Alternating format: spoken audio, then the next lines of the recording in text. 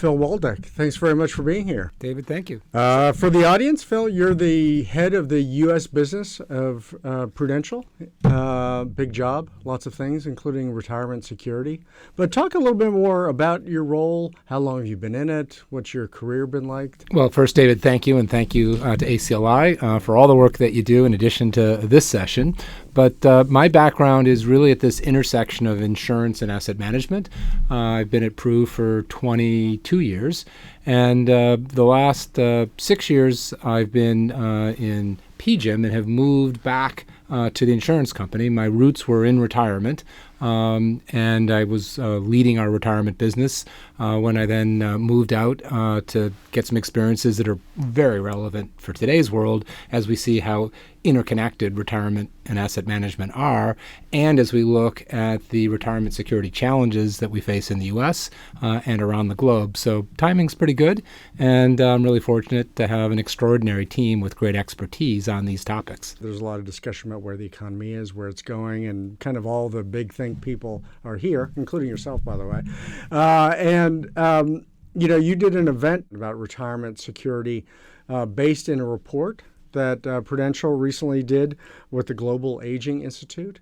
Why don't you talk a little bit about that report, about its take on retirement, and then we'll dig into a little of the recommendations. This research was led by the Global Aging Institute in partnership with us.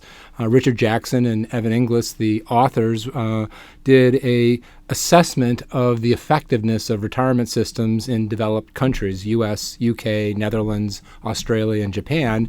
And it examined, as we've shifted from DB to DC, as government systems are increasingly under pressure, and as society has aged and longevity is increasing, we've got a system that's made a lot of progress, meaning the defined contribution system with auto-enrollment and all the defaults, but it isn't getting the job done in a way that produces retirement security. It's a necessary step, what we've done thus far, but we have to build on it. Yeah, so just to dig into the report a little bit, one of the really interesting parts about it, at least from my perspective, was it compared a number of different countries' retirement systems. And I think we don't often do that enough, understand what other countries are doing. Could you just talk briefly about what some of those findings were in terms of comparison of systems, and then what were some of the policy recommendations that we might think about here? Well, looking across those 5 countries, there are different stages in terms of how their systems are changing, and there's different priorities. So if you take the one that is probably built to make the biggest impact, I'd say that's the Dutch system, where they have collective defined contribution plans, where the government has moved the employer system from DB to DC with collective longevity as a part of it. So there is a level of savings, and there is the pooling of longevity in a way that's quite protective to deliver retirement security. By contrast, the other countries in the report haven't gotten the retirement income aspect of it to work effectively yet. I'd say the UK has really made great progress in terms of the auto-enrollment and defaults. They've really built momentum using our playbook, but I would say they now have more focus on retirement income than we do. So we need to pick up the pace in terms of solutions here.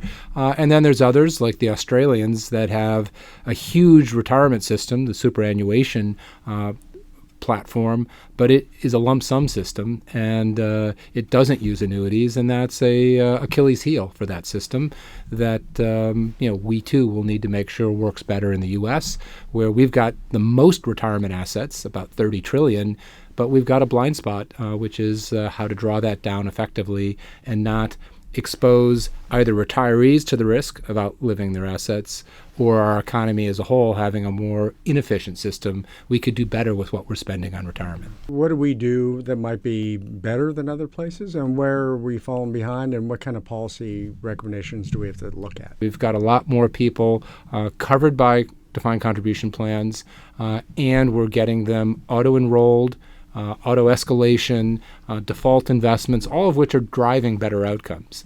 What we don't have right, as I mentioned earlier, is the ability to draw this down in a way that retirees are neither too cautious in their early years, failing to spend, or outspending what they'll be able to afford over a lifetime, where we could end up with millions of retirees in their 80s and 90s with insufficient retirement assets. So what the report that I referenced with the Global Aging Institute puts a spotlight on is how to make retirement income the standard for defined contribution plans. And in our setting, that's a voluntary system, so it's probably a default rather than a mandate.